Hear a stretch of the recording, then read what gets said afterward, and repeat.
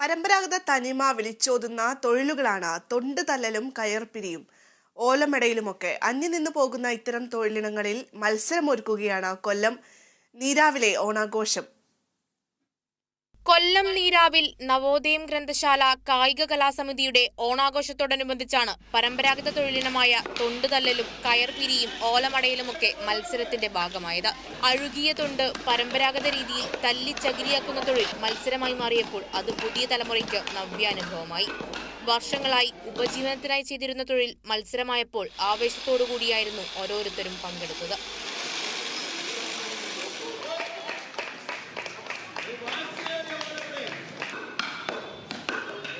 കീറിയ പച്ചയോല അടുക്കോടെ മടയുന്നത് പഴയകാല ഓർമ്മപ്പെടുത്തലുകൾ കൂടിയായി. സ്ത്രീകളും പുരുഷന്മാരും ഉൾപ്പെടുന്ന മത്സരാർത്ഥികൾ കുറഞ്ഞ സമയം കൊണ്ട് കയർ പിരിച്ചു വളച്ചുകെട്ടിയത് കാണികളെ ആവേശഭരിതമാക്കി. കേരള വിഷൻ ന്യൂസ്, കൊല്ലം.